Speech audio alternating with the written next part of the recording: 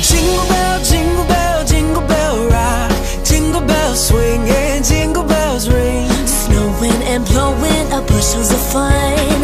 Now the jingle hop has begun. Jingle bell rock, jingle bells chiming, jingle bell time. Dancing and prancing in Jingle Bell Square in the frosty air. What a bright time, it's the right time to rock the night away. Jingle bell time is a swell time to go gliding in a one-horse sleigh. Oh! Giddy up, jingle horse, pick up your feet, jingle around the clock. Mix and mingle and a jingle and beat. That's the Jingle Bell.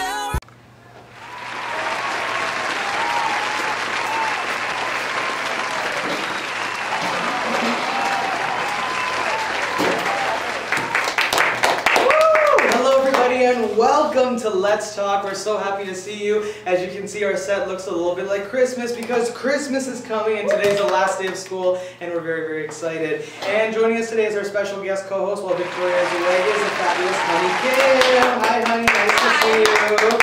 Alright, we're going to take a serious turn here and we're going to talk about the shocking rape allegations against comedian Bill Cosby.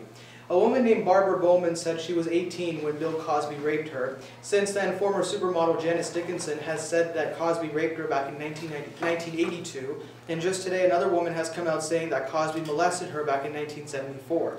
And now she's filing a lawsuit because she was only 15 at the time. As of December 3rd, 13 women have come forward in the last several weeks. Meanwhile, here in Canada, more than 5 women have come forward saying that radio icon Jian Ghomeshi assaulted them. Ghomeshi was arrested on November 26th and his lawyer said that he will plead not guilty. His next court appearance is set for January 8th. So does this story color your impressions of Bill Cosby and Jian Ghomeshi?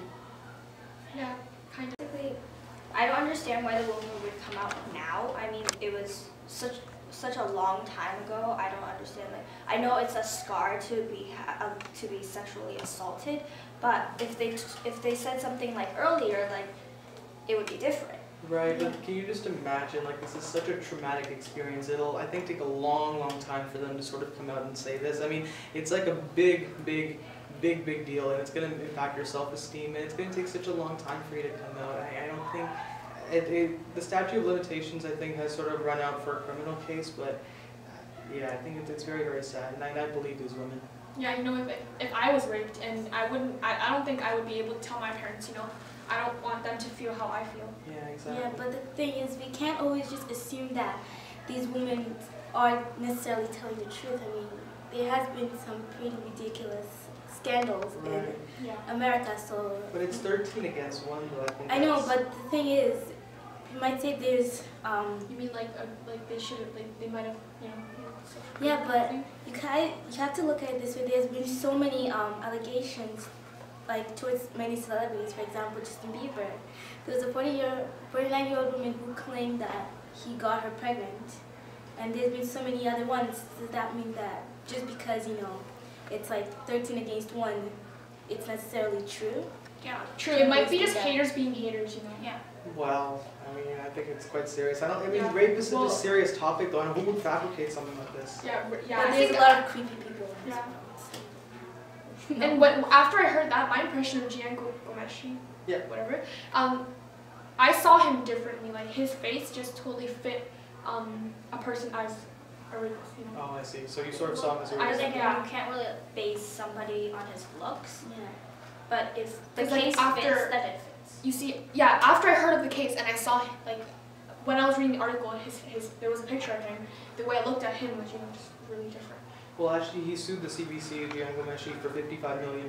He's since withdrawn that lawsuit, and actually, he got arrested, as I said, on November 26th, and he's facing, I believe, 4 counts, but he's going to plead not guilty. So, I guess his whole career is gone, and then, you know, it is quite sad. And we wish all of these women just the best, and it's very, very difficult. There's, like, I think, a stigma against coming out. Like, I think there's that victim blaming going on, right? Like, sometimes when a person is raped, people always say, "Oh, well, it's your fault. You shouldn't have been like that, so vulnerable." So I think if there's anything that we learn from this, it's that we need to stop victim blaming. It's not the victim's fault. Yeah. Alright, well, in other serious news, on November 25th, the grand jury decided after hours of testimony that Officer Darren Wilson was not guilty in the shooting death of 18-year-old Mike Brown. The verdict sparked overnight protests in Ferguson, Missouri, the place where he was gunned down. Since then, Darren Wilson has resigned from the Ferguson, Missouri Police Department. What do you guys think?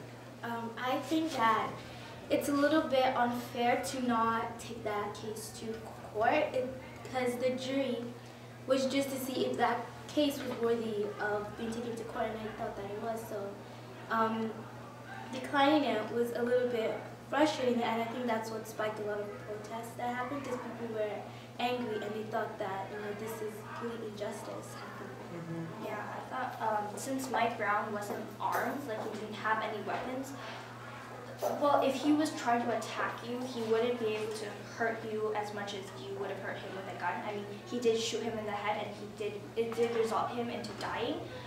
At most, you should have shot him in the leg and like took him into prison. But I don't think taking a man's life away for that reason it's just not right. Well, according to him, it's the only thing he could do. He said after Mike Brown was, I think after he turned around, he was like charging towards him, and he said that Mike Brown was much larger than he is. So I think he said if I don't do something right now, this guy's gonna kill me. So then he saw his head and he just like shot it. He said, and also he said in the interview, these are his words. He said, if Mike Brown were white, I would have done the same thing. So those are his words.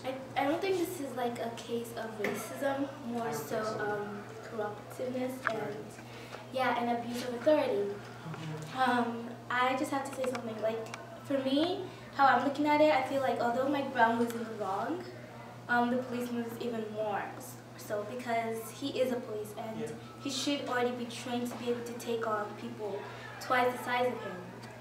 Yeah, that's like his job. Yeah, well, yeah. If he was going to shoot him, like, I don't think the first thing he would have thought of is just to kill him and shoot him in the head. Like, I don't think he should be freaking out because he should be experienced. Or if he actually didn't mean to kill him, then he just had a bad aim. Well, I think this is not, one thing's for sure, this is not like a Trayvon Martin situation because Trayvon Martin was an innocent male who was walking down the street and he was shot by that thug, George Zimmerman. This is a much different situation. And everybody, as you're right, everybody's in the wrong, but I think Darren Wilson is more in the wrong. And since then, he has resigned. So, we'll see. But I read on the news recently and he said he's not going to apologize. Okay. Yeah. Well, I think we'll have to see how this plays out. And we're going to take a tough turn from here and we're going to end off with Prince Harry. Recently he admitted that his biggest fear is public speaking and says that he feels incredibly nervous before making speeches. Do you guys get nervous and what other fears do you guys have?